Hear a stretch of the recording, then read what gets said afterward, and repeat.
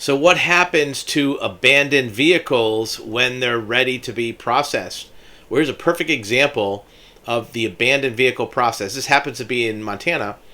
And in Missoula, like many parts of the country, an abandoned vehicle is one that has either been on a public road for a certain period of time, collected from private property, and it goes through a process where the state and local governments try to contact the owner to have them come retrieve it, maybe the lien holder. But many of these vehicles, the owner doesn't want. They can't afford the upkeep. They can't afford the maintenance. Maybe it's beyond their ability to fix. Maybe it's an older car. Sometimes a person is deceased.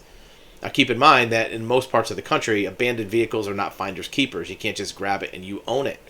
It goes through a government process of processing, and that's described in this article. And eventually what happens is it's auctioned off. Many of these vehicles sell for very low amounts of money, sometimes $25, $30, $50, sometimes a few hundred. One of the buyers in this article bought a dozen cars for about $20 or $30 each. And some of them end up being worthwhile, some are just pure junk. Make sure, though, that when you're buying one of these vehicles that you understand how it is you're going to get the title.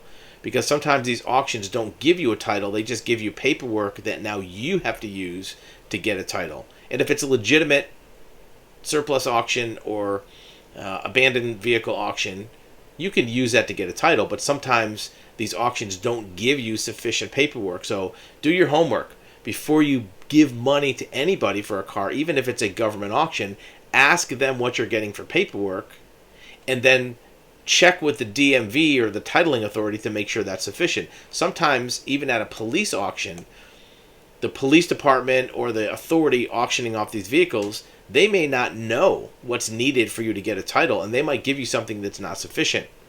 The problem with that is these auctions are as is. So you buy the vehicle and you're done. You can't go back if you have a title problem. So perform your due diligence. Make sure you understand what you're getting and what you're going to have to do in order to get a title, because that may invalidate the whole upside to buying one of these vehicles, even if it's cheap, if you can't get a title or if it costs you a lot of money to get a title. And here's the police representative saying that most of the cars are abandoned in public right-of-ways, which after 5 days means they're towed in. If the plates match, we try to track down a person. When the cars are officially declared abandoned, the city stores them until they're prepared for auction, and then people buy them. Sometimes this person's a car flipper. You never know what you're going to get. This day and age, with the demand in vehicles that aren't being accommodated by the new car production, sometimes used cars are a good option for people. So these auctions do have some value, but just make sure that getting a title is a viable option. Sometimes these cars are not eligible for a title and never will be. So you want to know that in advance before you put out your hard-earned money, even if it's a small amount, even a few $100s. If it's not a vehicle you can ever title, it's a waste of money unless you feel like taking it apart and selling the transmission to somebody on Craigslist.